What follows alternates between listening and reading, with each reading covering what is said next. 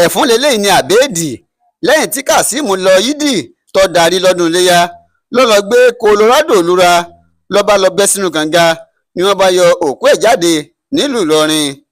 Inú ìbànújẹ́ àti ọ̀fọ̀ ni àwọn mọ̀lẹ́bí kan lágboolé Alápò Ẹdun nílùú Ìlọrin wà báyìí gẹ́gẹ́ bí ọmọ wọn kan torúkọ rẹ̀ ń jẹ́ Kazeem ẹni ọdún 43 ló lọ yídì láti lọ kírun.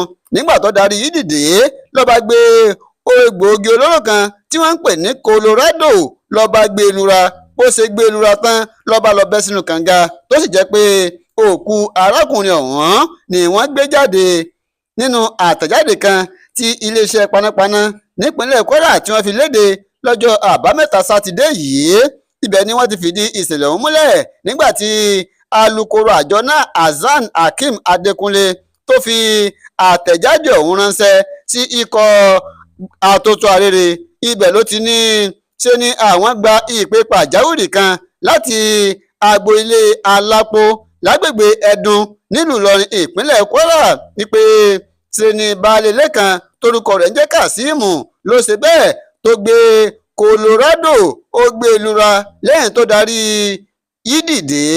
Wọ́n ní bó ṣe gbé Colorado ọ̀hún tí wọ́n ní ó gbé e lura tán bẹ́ẹ̀ ló ṣe bẹ́ẹ̀ tó bẹ́ sínú kànga tó sì jẹ́ gbàbẹ̀ lọ sí ọ̀run àrèmábọ̀. Ó ní òkú Kazeem làwọn gbé jáde nínú kànga. Oníbàṣẹ gbé òkú ọ̀hún jáde làwọn ti gbé lé àwọn ọlọ́pàá lọ́wọ́ láwọn mọ̀lẹ́bí Kazeem wọ́n sì lọ lè gba òkú ọmọ wọn lọ́dọ̀ àwọn ọlọ́pàá. Ẹni tó wá jẹ́ ọ̀gá àgbà fún àjọ panápaná ní ìpínlẹ̀ Kwara ọmọọba Falade John Muyiwa ló ti wá rọ gbogbo ọmọ ìpínlẹ̀ Kwara láti máa ṣe jẹ́jẹ́ kí wọ́n sì jìnnà sí gbogbo nǹkan tó bá lè fa ikú àti àdánù fún wọn.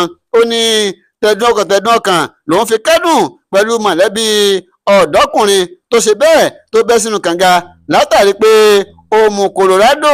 Ó wá ní òun rọ gbogbo àwọn ọ̀dọ́ àtọmọ ìpínlẹ̀ Kwara o kí wọ́n jìnnà sí gbogbo tó ń jẹ́ egbògi olóró tàbí tó lè yí wọn lórí tí ó fà sábàbí tí wọ́n fi máa ṣe ìwà hù. Ẹ ṣeun dẹ́ndẹ́ àpamọ́ ikọ̀ atótó arére online TV òun tẹ̀ fi ràn dátà kò ní tà o.